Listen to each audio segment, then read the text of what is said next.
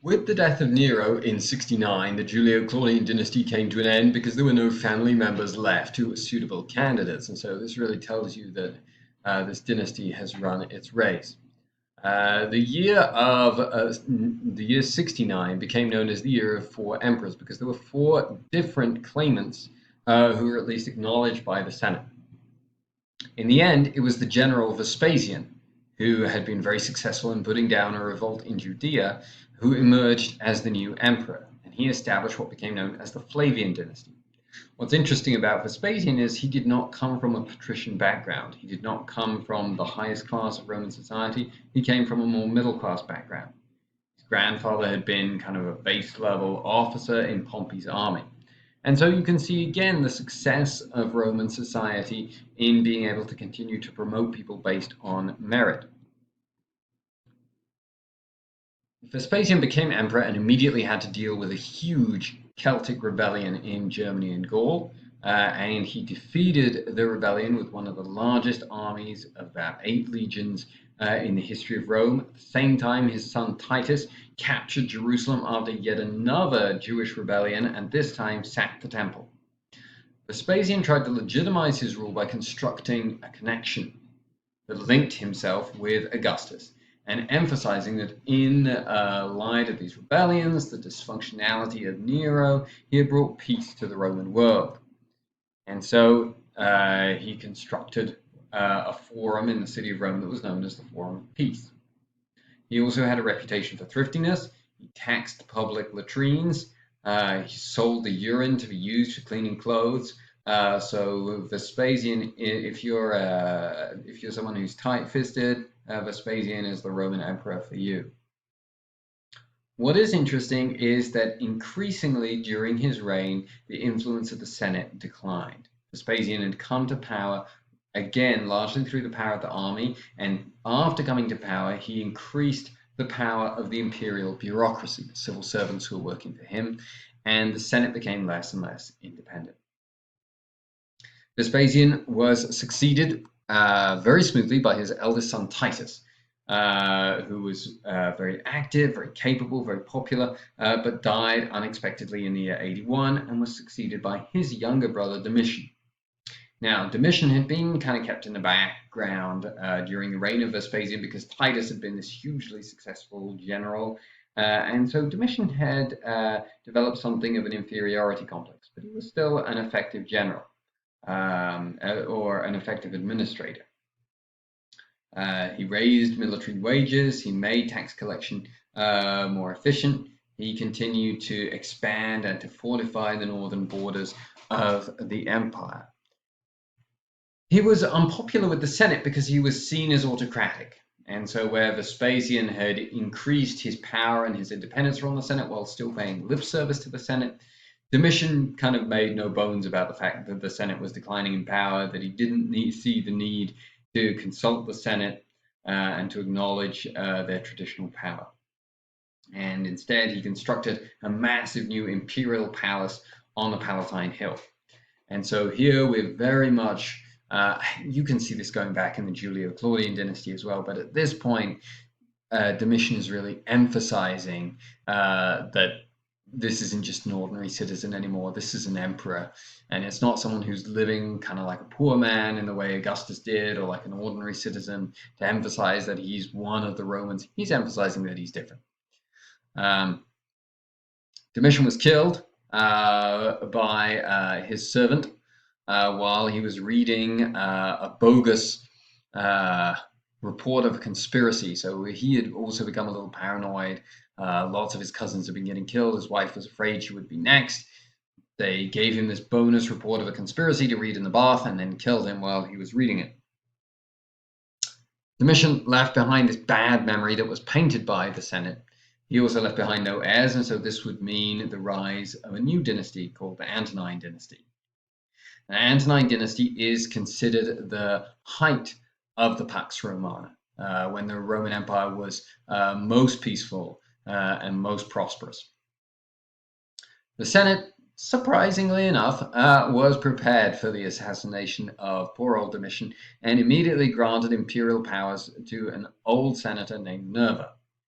Now, Nerva knew that he was the choice of the Senate and not the army, and so he was cautious. And so again, we see that of these three groups, Emperor, Senate, and army, the army is becoming more and more powerful, and the Senate is becoming less and less powerful. And so Nerva wants to work with the army, and so he adopts a very popular general called Trajan as his successor. And this would become standard practice among the Antonine dynasty and the emperors of this dynasty. They would adopt their heirs very publicly. This was a way of trying to settle this difficult issue of succession, was to already establish an heir before the current emperor died. Of course, this had the added implication of further reducing the power of the Senate. That now you no longer have someone going to the Senate saying, hey, I think I'm the successor. Can you give me this power? It's more someone who says, hey, I'm in position. I have the power. Are you going to acknowledge me? So that dynamic is continuing to change. That pattern's continuing to play out. Trajan became the emperor in the year 98. He was the first emperor who was not an Italian. He came from Spain. He was popular. He frequently consulted the Senate. He was seen as caring for the people. He did work to care for orphans. He built a new marketplace. He built libraries. He built a temple. His success as a non-Italian again emphasizes the ability of the Romans to integrate very successfully non-Romans and give them opportunities to be successful. Trajan was the only emperor to undertake large-scale campaigns of expansion, and this is in violation of the policy of Augustus. Augustus had said, these are the boundaries of the empire. These are all defensible frontiers, rivers, deserts, oceans. We're going to keep those. Conducting large-scale campaigns risks building up a big army. A big army risks a coup and civil war.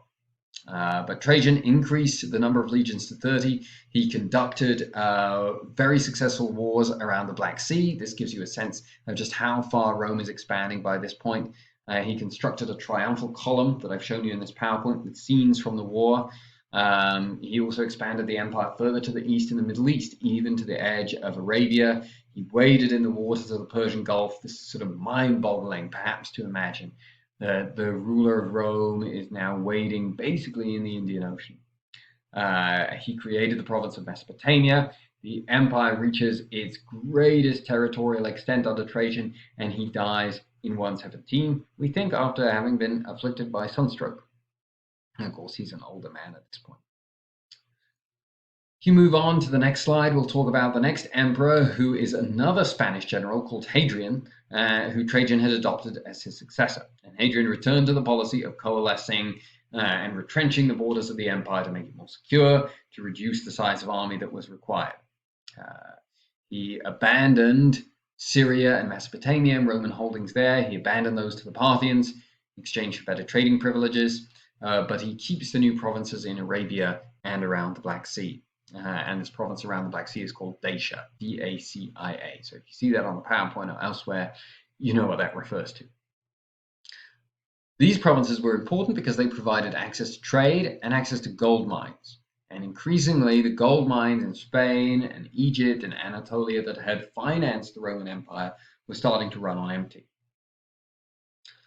Hadrian also built the famous Hadrian's Wall in the northern part of England, dividing England from Scotland.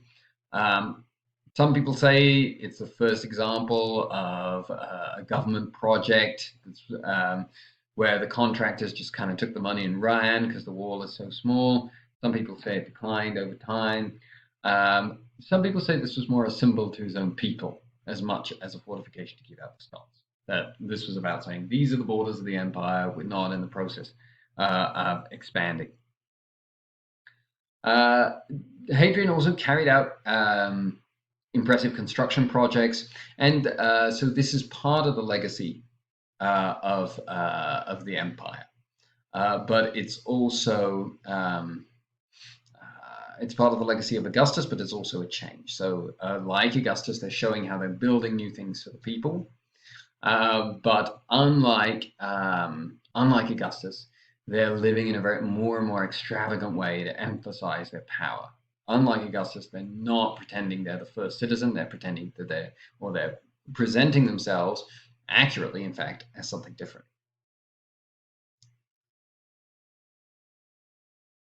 In order to guarantee succession, Hadrian adopted 3 different heirs: middle-aged senator named Antoninus, an 8-year-old boy called Lucius Verus, and a 17-year-old named Marcus Aurelius, who came from a distinguished senatorial family.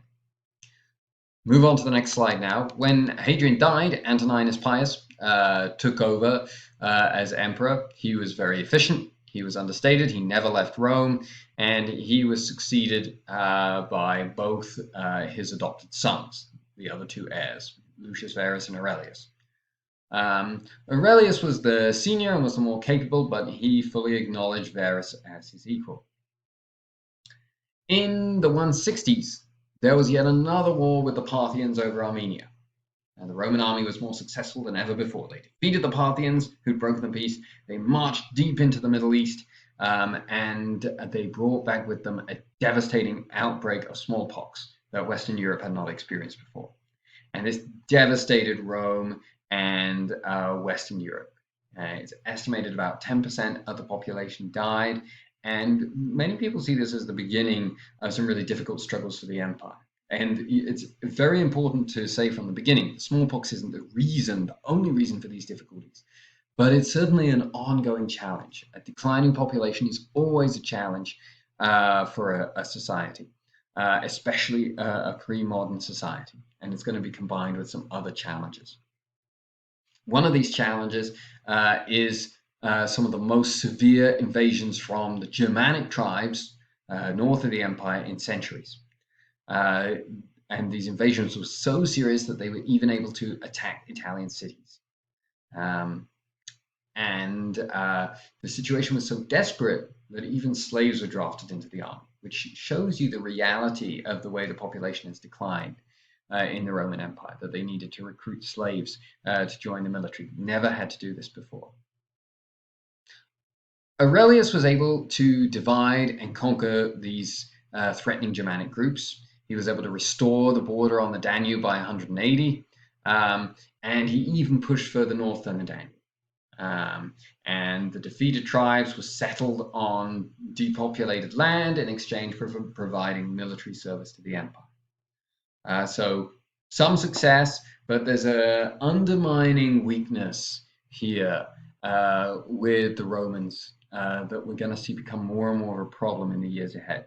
But for the moment, this is the end of the Pax Romana. The Pax Romana is fraying, but Marcus Aurelius is a capable enough empire that it is saved.